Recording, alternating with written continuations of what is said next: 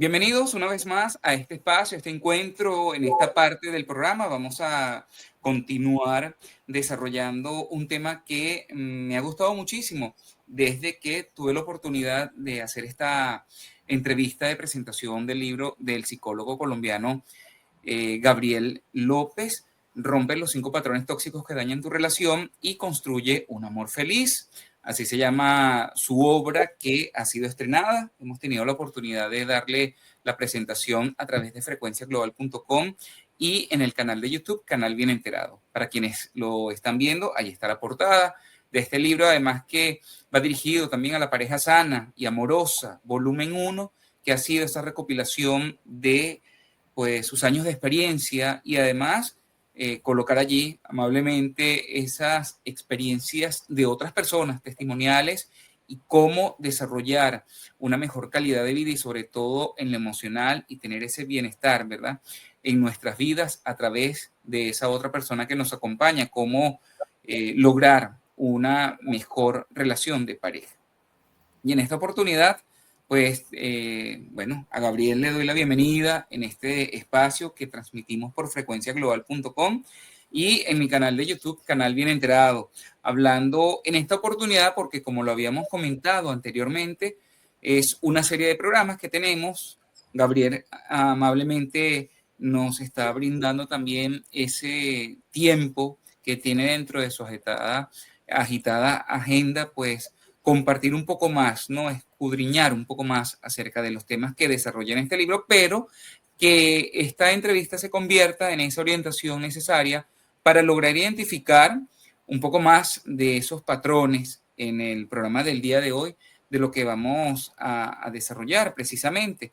Luego vamos a hablar acerca de otros temas que son tan interesantes y está relacionado precisamente a eso de tener una relación saludable en pareja y también cómo gestionar una relación tóxica. Gracias, Gabriel, por estar nuevamente en este espacio y desde Colombia, pues nos estás dando esta apreciación, hablando de este desarrollo de estos temas tan interesantes. El programa de hoy, ¿cuáles son los patrones tóxicos que dañan tu relación? Así lo hemos titulado. Gracias, bienvenido.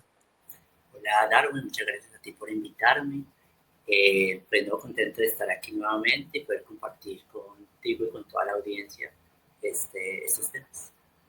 Bueno, como lo comentaba en esta introducción, Gabriel, el tema de los patrones es una de las partes importantes de tu libro. No vamos a contar todo, ¿verdad? Lo que hay en el libro, pero sí queremos también conocer un poco de esas definiciones, porque yo hablaba en el programa anterior que ese trabajo que estás presentando, plasmando en esta obra, es como una especie de guía, de manual, ¿no? Para uno lograr entenderse en pareja, identificar ciertas conductas, comportamientos que tenemos y que a veces no sabemos por qué ocurre eso, porque damos por hecho, ¿no? De que somos así y ya. Y este libro además trae no solamente un paso a paso, si se quiere, de cómo mantener una buena relación saludable, sobre todo con la pareja. La primera parte es precisamente hablar de los patrones. Creo que se refiere un poco a esto de lo que estoy hablando, ¿verdad? Sí, recuerda que el título del libro es Rompe los 5 patrones tóxicos que dañan tu relación y construye un amor feliz. Entonces, pues la semana pasada, la sesión anterior, la sesión, la No costumbre importa porque también me suena perfecto, porque es como si yo estuviese también en sesión, una sesión abierta, Gabriel, que todo el mundo se entera de mis cosas acá. la entrevista anterior. Es una de las peores pesadillas que puede tener un paciente, ¿verdad? Quedarse al desnudo públicamente de lo que pasa en la sesión psicológica. Listo. Entonces, bueno, en la entrevista anterior habíamos nombrado esos 5 patrones, ya los voy a recordar, pero entonces el día de hoy nos podemos centrar en el primer patrón, que es que cada patrón es una dupla. Entonces, hoy podemos trabajar esa primera dupla. ¿Cuáles son esos 5 patrones tóxicos de los que habla el libro? La primera dupla es egocentrismo y egoísmo. La segunda es la rigidez y el orgullo o el orgullo desmedido. La tercera es la evasión y el hermetismo. La cuarta, la manipulación y el condicionamiento. Y la quinta dupla o quintos patrones son la desvinculación y el desentendimiento del vínculo. Entonces, si deseas, si quieres, para ir trabajando en orden y abordando en orden los temas del libro y darle una idea más precisa a los posibles lectores y a tu audiencia, podemos empezar hablando del egocentrismo y el egoísmo. Claro, pero primero vamos a recapitular, porque es importante, ¿no? El hecho, y a mí me gusta esa presentación cuando tú nos describes lo que es un patrón y para que la audiencia nuevamente lo tenga claro. ¿Qué es un patrón? Porque a veces no nos damos cuenta de que nuestras actitudes, acciones, tienen un significado profundo, si se quiere, ¿no?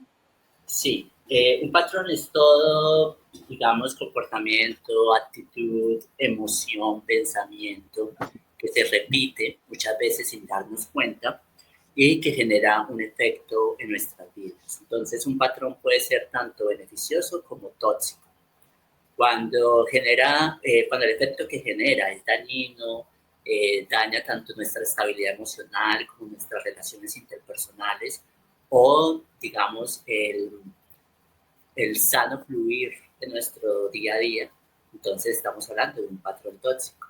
Y eso vale de esos patrones o más bien de esos comportamientos, actitudes, hábitos que tenemos en nuestras relaciones que repetimos una y otra vez, muchas veces sin conciencia, que dañan la relación, que la afectan de alguna manera negativa. Por allí entonces pudiéramos decir que mucha gente se justifica diciendo, yo soy así y me tienen que aguantar, ¿no? Y lo lamento, pero ese es mi carácter, esa es mi forma de ser.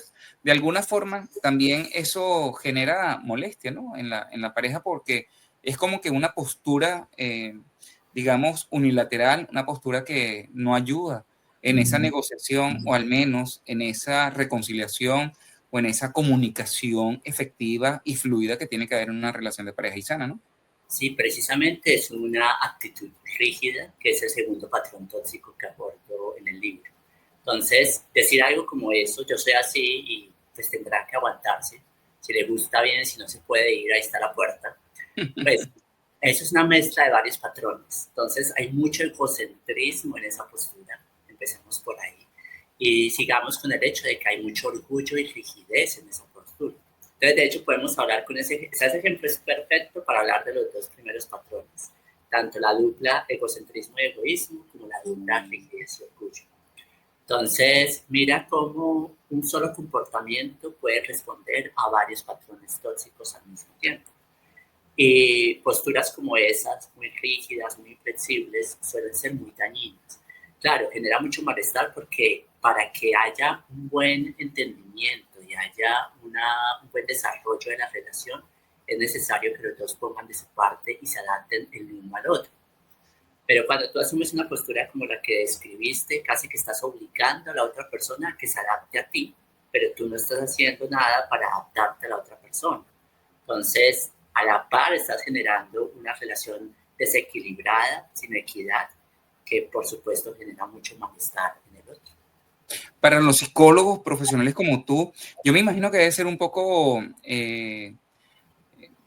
bueno, un poco preocupante, ¿no? Si se quiere, para ponerle un poquito de amarillismo a la cosa, cuando los términos en los medios de comunicación o cuando estamos en reuniones sociales, la gente se refiere a egocentrismo, el tema de la egolatría o el mismo narcisismo. Hay términos que la gente está mal empleando actualmente y los confunde. Y yo me imagino tu cara, no sé, en alguna reunión, teniendo un amigo psicólogo, pues debe ser muy interesante porque la gente habla y habla y habla y califica y hace un prejuicio, ¿no? Acerca de las actitudes de los demás y no se ven a sí mismos. Y entonces, aparte que no se ven a sí mismos, hacen mala definición.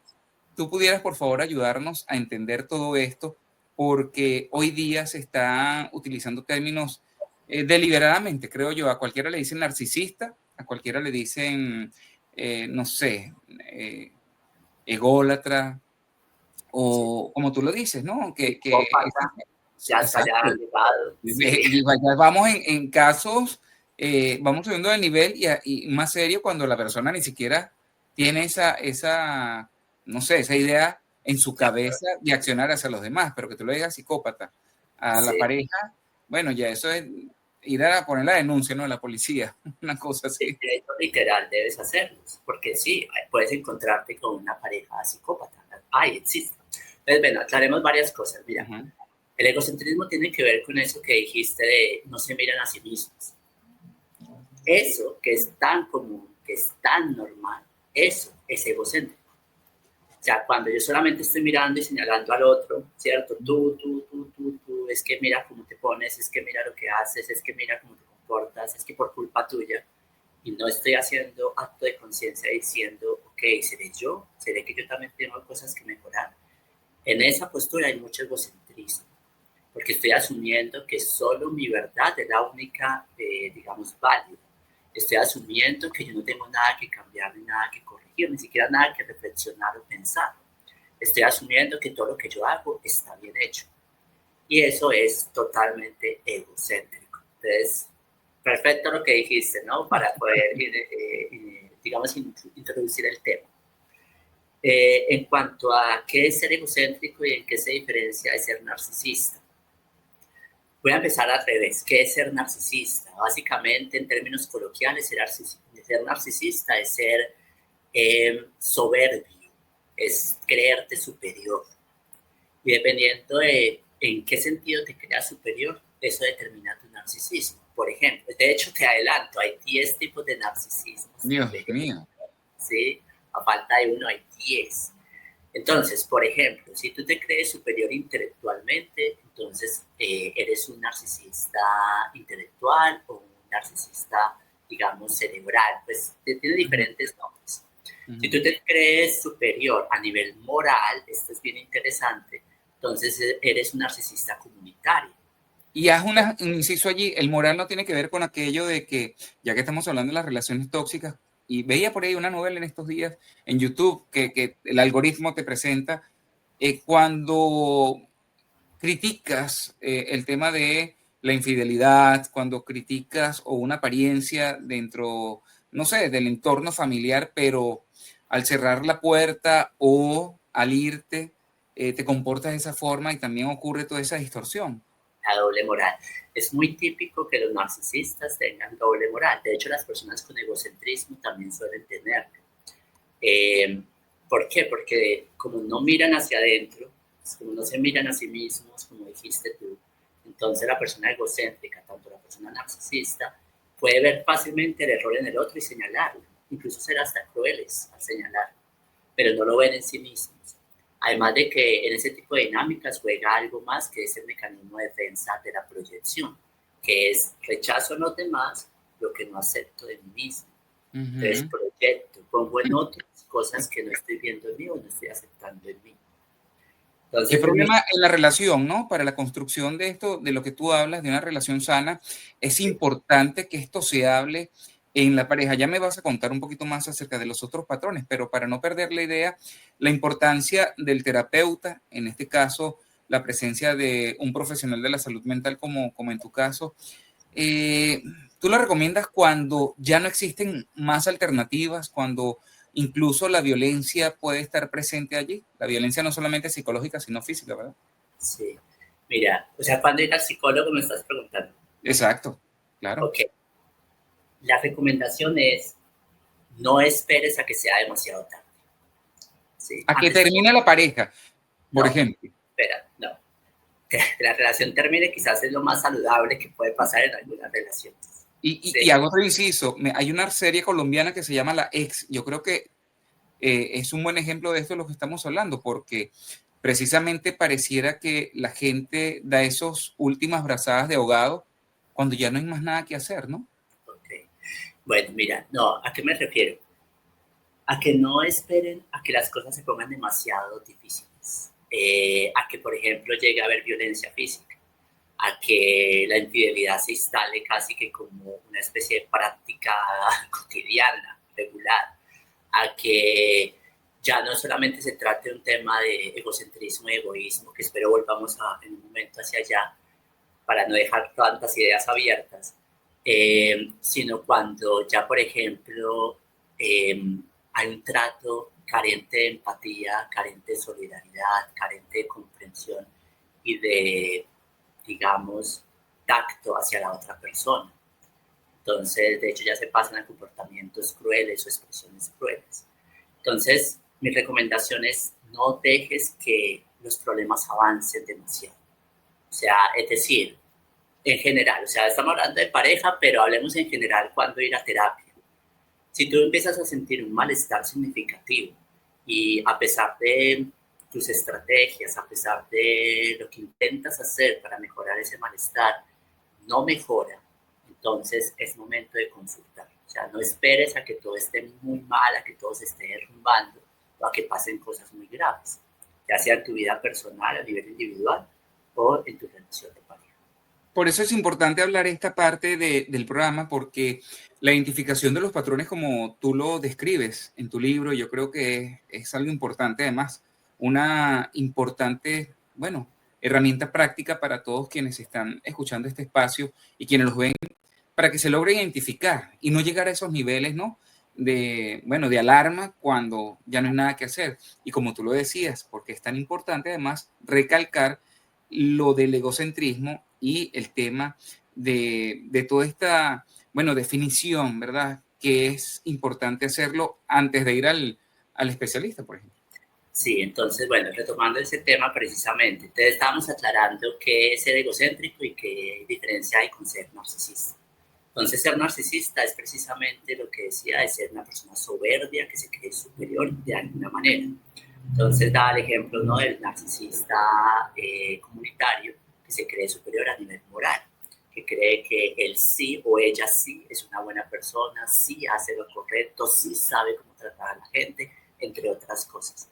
Es solo para poner un ejemplo que podemos tornarnos soberbios y crear esta fantasía de superioridad basándonos en prácticamente cualquier cosa, hasta en ser buenas personas. Entonces, bueno, eso es una cosa, ¿no? Otra cosa son los rasgos psicopáticos o sociopáticos que ya se está volviendo también muy de moda. O sea, yo he visto en redes sociales muchas personas, sobre todo mujeres, diciendo, miren al psicópata, y muestra videos de su pareja. Es que me deshice del psicópata. Es que ya no estoy con el psicópata. Son palabras mayores. La psicopatía es la carencia casi que absoluta de empatía. Entonces son cosas muy distintas. Claro, hay psicópatas narcisistas, que por supuesto también son egocéntricos, pero no toda persona narcisista es psicópata y no por toda persona egocéntrica es narcisista. Es bueno como aprender a diferenciar eso. Y de hecho, ser egocéntrico es algo muy típico. En nuestro proceso de formación, cuando somos niños, somos muy egocéntricos. ¿Por qué? Piensa en esto.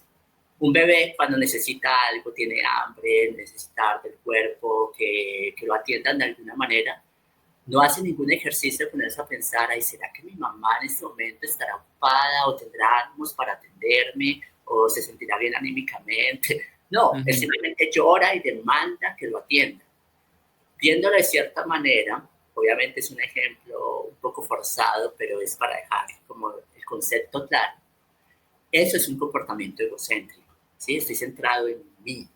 O sea, soy yo, primero yo, segundo yo, tercero yo. Solo estoy pensando en mí y estoy demandando lo que quiero sin consideración de nadie más. Eso más o menos es ser egocéntrico. Entonces, ya en niños lo traemos y a medida que vamos creciendo y a medida que nos vamos formando e interrelacionándonos con otras personas, pues vamos dejando de ser tan egocentrados, de estar tan centrados en nosotros mismos. Sin embargo, hay personas, muchas personas más de las que te imaginas y más de lo que la gente misma admite o se da cuenta, que seguimos o siguen egocentradas cuando son adultas, cuando llegan a sus relaciones de pareja. Entonces, por ejemplo, y acá, o sea, el egocentrismo se asocia muchísimo con ese segundo patrón que es el orgullo. Entonces, claro, cuando tu pareja está hablando y tú dices, pero ¿de qué estás hablando? Y hasta te molestas, ¿no? Pero ¿de qué hablas? No entiendo, ¿qué dices? Tú siempre con tus cosas, con tus locuras, con tus películas. Eso es egocéntrico. O sea, una postura así nace del egocentrismo. porque tú solamente estás viendo tu perspectiva y estás asumiendo que es la única válida y no estás ni siquiera escuchando la perspectiva de la otra persona. Es increíble cuando te escucho y hablabas de orgullo, todas esas, digamos, esas, digamos, maneras de identificar, ¿no? Todo esto que me comentas, y yo diría que son los pecados capitales que pueden cometerse dentro de una relación de pareja, ¿no? Porque pareciera que al principio todo el enamoramiento allí es tan perfecto, pero cuando la gente se va conociendo, empiezan a aflorar estas verdaderas personalidades. En el caso y en la propuesta que tú haces en el libro, yo quiero además compartir nuevamente esta oportunidad de recordar que son estos patrones que aparecen en el libro Rompe los 5 patrones tóxicos que dañan tu relación y construye un amor feliz, pareja sana y amorosa, volumen 1.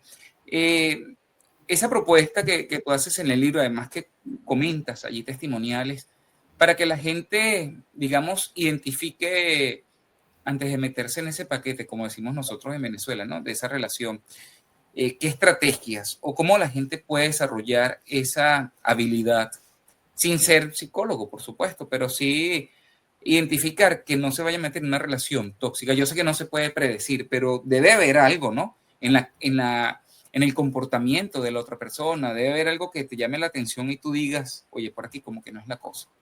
Para que quien vaya a leer el libro no se diga, oye, ¿en cuál de esto me identifico? No, porque no Sí, sé si llamarlo mala suerte o fue que no supo seleccionar la gente con la que se va a, bueno, a vivir, a acostar, a tener ese encuentro, porque son muchas cosas que a veces nos dejamos llevar por lo físico, ¿verdad? Y nos olvidamos que hay otras cosas que duran mucho más tiempo que aquellos que estamos, o el tiempo que pasamos, no sé, en la cama, por ejemplo, ¿no? Que a veces damos esa preponderancia en una relación. sí, o también le damos mucha preponderancia al amor mismo. Esto es interesante. Sí, Hablamos, es sí, un hablamos, desbalance, como lo dijiste al principio, ni muy, muy, ni tan, tan, ¿no? sí. Entonces hablábamos la semana pasada de que el amor no es suficiente. O sea, el amor es parte de una relación, pero no esperes que toda tu relación se sostenga únicamente por amor. Entonces algunas personas se enamoran del amor más que de la otra persona, más Ujú. que, o sea, y ese amor, digamos, lo ciega y ese querer enamorarse del amor hace que en realidad no estén viendo ni escuchando a quien tienen al frente o a quien tienen al lado. Entonces ya ahí ya vamos, digamos, perdiendo. O sea, si yo me dejo cegar por el afán de enamorarme y de sentir el amor y el amor en sí en belleza, es muy fácil que no logre detectar un montón de cosas o ver un montón de cosas de la otra persona. Por otro lado, el tema que tú mencionas, ¿no? Nos dejamos embelezar por la apariencia física y por el sexo. Ujú. Es muy importante cuando tú vas a vincularte, cuando tú dices, ok, bueno, pienso que en este momento de mi vida es un buen momento para tener una relación de pareja, que primero evalúes qué es lo que realmente quieres y por qué lo quieres, ¿sí? ¿Qué es lo que buscas y por qué lo estás buscando? Y segundo, que establezcas como tus criterios de elección. No con el ánimo de ser una persona excluyente o que se crea superior, hablando de narcisismo, ¿no? Que se crea Ujú. superior y voy a buscar a alguien que esté a mi nivel, que también se está volviendo muy de moda, ¿no? Alguien a mi nivel que me merezca. No se trata tanto de eso, sino de tener claro qué es lo que yo quiero, por qué lo quiero y qué es lo que voy a buscar en el otro o qué es lo que voy a mirar en la otra persona para poder determinar si es la persona que estoy buscando. ¿Sí? Pero, y cada quien tiene sus propios criterios, o sea, no es cuestión de decidir o de decir, esto está bien, esto está mal, esto es válido, esto es inválido, no. Por ejemplo, hay personas que de entrada quieren tener una relación abierta, ¿sí? Ujú. Hay personas que no, hay personas que dicen, no, yo quiero una relación monógama. Entonces, ahí ya te establece un criterio, mira, algo muy básico, ¿no? Si yo quiero una relación monógama y me encuentro con una persona que quiere una relación abierta, simple y llanamente no somos compatibles y no va a funcionar por más que nos entendamos muy bien, por más que nos vaya muy bien en la cama, por más que nos gustemos. no estamos buscando lo mismo. Eso no va a funcionar. Entonces, muchas personas no tienen eso claro y se embarcan en la aventura de hacer una relación con alguien que de entrada ya es incompatible en algo tan importante, y eso lo único que acarrea es un montón de problemas, de dificultades, de enojos, tensiones, malestares, frustraciones. Entonces, mira que ya empezamos mal. El tema de los valores. O sea, por ejemplo, hay personas que ven con muy malos ojos el que alguien sea ambiciosa, por poner un ejemplo. Ay, es que eres una persona muy ambiciosa, para ti todo es plata. ¿Cuántas parejas no he tenido yo en consulta peleando por eso, por la plata? O porque una es muy tacaña, como decimos en Colombia, muy codo, ¿cierto? Que no suelta un peso. No, es que como es de mezquina, como es de mezquino, sobre todo viene de parte, del reclamo viene de parte de la mujer hacia el hombre. Pero también hay personas que les incomoda mucho que su pareja sea ambiciosa y quiera más dinero. Bueno, hay que pensar, bueno, para mí, ¿qué significa el tema de la ambición? Ah, claro, ser ambicioso no es algo intrínsecamente malo. Tú puedes ser perfectamente una persona ambiciosa, pero al mismo tiempo tener escrúpulos y tener tus valores claros y tener tus límites claros. Incluso querer hacer dinero ayudando a otros, que también es posible. Pero hay gente que no lo ve así y piensa que, por ejemplo, ser ambicioso es algo por sí mismo, por sí solo, algo negativo, algo indeseable. Entonces, si tú eres una persona que tiene esa visión y dice, por mí ganarme un salario básico, con eso estoy bien, estoy feliz, yo no busco dinero, no me interesa. Y encuentras en la vida a alguien que tiene un montón de aspiraciones en cuanto a lo profesional y en cuanto al factor económico, y está haciendo hasta lo imposible por lograrlo, posiblemente no es la persona para ti. Por más que se entiendan bien en la cama, por más que la persona sea espectacular, es un tema de compatibilidad. Aclaro una última cosa sobre este tema, y es que, por ejemplo, me decía una paciente ayer, ella me decía, ¿y si estoy dejando pasar a muy buenas personas, si no estoy, digamos, aprovechando las oportunidades con estas buenas personas? Y hablábamos específicamente de dos personas con las que ella había salido en el último año, y le dijo, sí, pero ten en cuenta que esas personas sí son muy buenas personas, pero con uno no fueron compatibles a nivel sexual en la intimidad. Sí, es que pareciera que tuvieran que estar alineados los astros, los planetas. Para que no se nos vaya, perdón, termino la idea. Sí, sí. Entonces, yo le decía, y la segunda persona era incompatible en cuanto a su proyecto de vida. Es decir, tú estás en este momento enfocada 100%, bueno, no 100%, pero sí en un gran porcentaje en tu trabajo, en tus metas, en lograr tener dinero suficiente para tu casa. Y recuerda que esta segunda persona te decía, no, el dinero va y viene, no hay que preocuparse tanto por eso, no seas tan materialista. Entonces, perdón, termino la idea y disculpa que te hubiera interrumpido para que no quedara en el aire. Entonces, mira que no es un tema solo de encontrar buenas personas en la vida, sino que también es un tema de mirar si somos compatibles y vamos para el mismo lado. Quiero aprovechar el tiempo, estos pocos minutos que me quedan, pero una pregunta importante además, porque tú haces una pregunta importante dentro del libro, y tiene que ver precisamente qué hace que un patrón sea tóxico, y quiero que me concluyas un poco cómo la gente puede identificar esos patrones para que ayude, ¿no?, a mejorar esta relación. Tú propones, además, dentro de este trabajo, dentro de este texto, pues muchísimas otras cosas.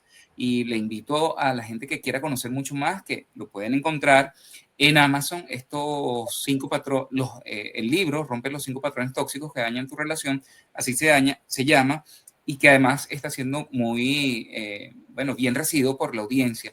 Sé que hay mucho material allí para consulta, para practicar además, porque es un manual bastante práctico, pero cuéntame y dame por favor esa perspectiva, esa visión de cuándo se hace tóxico un patrón o qué hace que sea tóxica la relación, cómo la gente puede, si se quiere, solucionar, ¿no?, esto.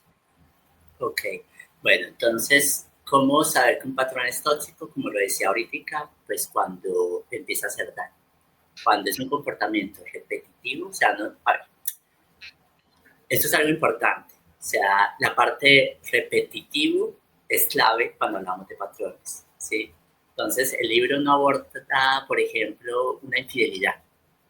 Es que llevamos 10 años juntos y uno de los dos fue infiel una vez. No, el libro no aborda eso. El libro aborda son esos comportamientos incluso cotidianos del día a día que se repiten sin cesar y que están ocasionando un malestar o incluso daño emocional a uno o a los dos integrantes de la relación. Y de hecho, es muy poco habitual que una relación se acabe por un solo acontecimiento. Es decir, tiene que ser algo repetitivo para que realmente una relación entre en crisis y o se acabe.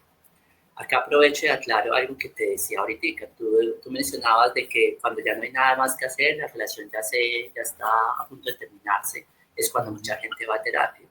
Yo te comenté así rápidamente, pero es que a veces que la relación se acabe puede ser lo más sano que puede pasar en una relación. Entonces, muchas veces sucede, y de esto va el libro, que las personas están atrapadas, digámoslo así, en relaciones donde hay muchísimo daño repetitivo. O sea, hay un montón de conductas, decisiones, expresiones emocionales, actitudes, expresiones verbales, comportamientos que se están repitiendo y llevan incluso años repitiéndose y que no se están corrigiendo y que no están cambiando, pero que sí están menoscabando el bienestar de uno o de los dos integrantes de la relación. Entonces, básicamente, todo aquello que se está repitiendo y que les está ocasionando daño o malestar, eso es un patrón tóxico. Por otro lado, entonces, como decíamos, recapitulando cómo identificarlo, entonces es cuestión de tener los ojos bien abiertos, de no dejarte embelesar por el enamoramiento, de no minimizar cosas o normalizar cosas que te están afectando.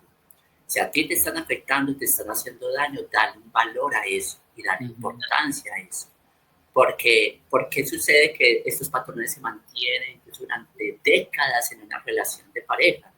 Porque se normaliza o porque las personas simplemente asumen que no es para tanto, pero lo sienten, ¿sí? Para llegar a terapia es muy común que digan, no, es que incluso te pongo este panorama, que es más común de lo que crees. No, es que no nos gritamos, es que nunca ha habido una agresión física, es que nunca ha habido un insulto, pero ninguno de los dos se siente bien. Pero es como si hubiera una especie de guerra fría entre nosotros. Pero si hay sarcasmos, que es parte del patrón de la manipulación, que yo lo menciono en el libro y lo abordo, pero es que si hay sarcasmos, pero es que hay ironías, pero es que hay indirectas, pero hay silencios que hieren, pero es que se nos aplica, uno o los dos aplicamos la ley del hielo, pero es que entonces empiezan a lanzar un montón de comportamientos muy típicos, muy comunes, que es lo que realmente los está lastimando. Y eso va el libro. Bueno, va el libro y además esta serie de entrevistas que tenemos, la próxima semana abordaremos seguramente parte también del libro y que además hace la continuidad de esta conversación tan amena. Por favor, recuérdanos a dónde te pueden ubicar, también para que la gente conozca que hay más patrones aparte del narcisismo, del egocentrismo. Hay otras series que mencionas allí, ¿no? Y esta última parte me pareció súper interesante porque hay actitudes y acciones que la gente tiene allí como que incrustado, ¿no? En su ADN, y resulta que eso tiene una explicación. Pero bueno, y eso será tema para otro programa, pero por favor ubícanos dónde te podemos encontrar. Ok, bueno, entonces primero antes de eso quiero aclarar que el libro no aborda el tema del narcisismo, es algo que tocamos hoy acá para dejar claro algunas diferencias, pero sí aborda el tema del egocentrismo y el egoísmo, que son muy comunes y que hacen muchísimo daño en las relaciones. Bueno, ya me pueden encontrar a mí como tal en Instagram como @psicolatinos. Psicolatinos es, digamos, mi marca. La idea es irnos expandiendo y finalmente convertirnos en un grupo de psicólogos latinoamericanos para latinoamericanos alrededor del mundo. Entonces esa es la visión de Psicolatinos. También pueden encontrar el libro como tal en Amazon, como tú lo mencionaste ahorita, buscando simplemente el nombre del libro, Rompe los 5 patrones tóxicos. Con eso basta, porque no hay ningún otro libro en Amazon con el mismo nombre. Entonces ingresas a Amazon, Amazon te redirecciona directamente a la versión de Amazon que aplica para tu país y tú colocas en el buscador el título del libro, Rompe los 5 patrones tóxicos que dañan tu relación, y así puedes encontrarlo. Lo puedes comprar tanto en versión ebook para leerlo en tu tableta o computador, pero también lo puedes comprar en versión física, pasta blanda, y en unos días te llega a tu casa. Excelente. Gabriel, como siempre, muchísimas gracias. Muy amena la conversación, bastante práctica y, digámoslo así, pedagógica, ¿verdad? Para todo aquel que quiera entender y mejorar su relación. Así que será hasta una nueva oportunidad contigo, y quiero agradecer a todo el equipo de frecuenciaglobal.com, en la dirección general el doctor José Manuel Rizo, Christopher García en el control técnico, quien habló para ti, Darwin Serpa. Así estamos en las redes sociales desde la ciudad de New Jersey, haciendo este contenido, creando además herramientas prácticas para la vida. Será hasta una próxima oportunidad.